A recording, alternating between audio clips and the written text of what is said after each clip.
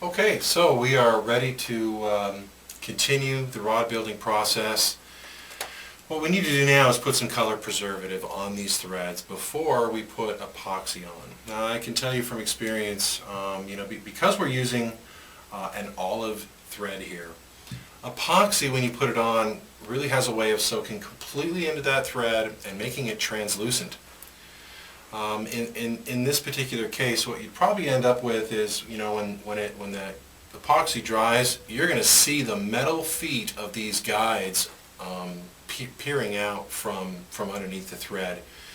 Some people like that effect, most people do not. So what we want to do is we want to put some color preservative on here first. Now, color preservative is kind of remind you of like watered down Elmer's wood glue, for instance. And what it does is it soaks into those threads to prevent the epoxy from soaking into those threads. Some people don't use color preservative because they think it makes for a weaker wrap.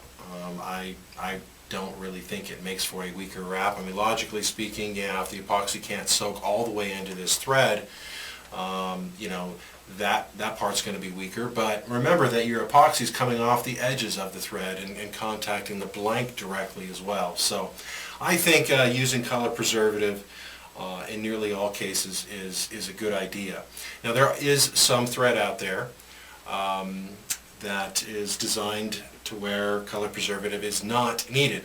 We are just using traditional nylon thread. So unless you want these beautiful olive wraps to turn black, you need to use some color preservative on them. So we're just going to shake up some color preservative. It does settle when you let it sit in the bottle for too long, so make sure you get it mixed up really good, and just pour a little bit of that into some kind of a tray that you can then apply with a brush. This will go onto those guides. I've got my rod right now in a automatic rod winder, so we can keep it moving. And the goal here is just to saturate your threads with this color preservative. So I'm going to I put on a good dollop, and then I just keep on brushing, and I distribute that dollop of color preservative until essentially I am darkening this thread. It's going to turn really dark, and I want to make sure that I'm getting it everywhere. And there'll be some spots that seem to be a little bit heavier. That's okay. Remember that this color preservative is soaking into this thread gradually. All you want to do is make sure that you're distributing it all over the thread so that it can begin soaking in.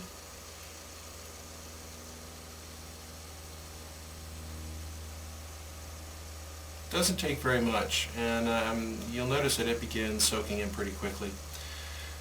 The threads are kind of a milky color right now. There's a good amount of color preservative on them, and that's exactly what we want. Don't worry about getting color preservative off onto the thread blank itself. It's easy to just kind of scrape that off later on before you put your color preservative, your epoxy on.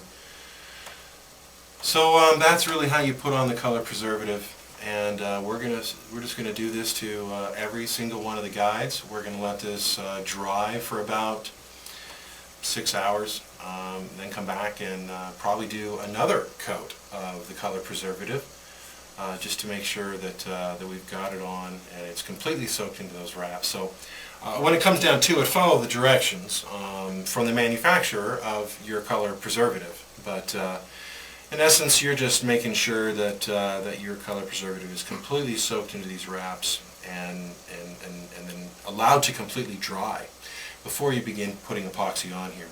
So yes, this is an extra step, but in most cases it's going to allow that beautiful olive color of that thread to remain true olive in color even after the epoxy is in place. So that's how you put on color preservative.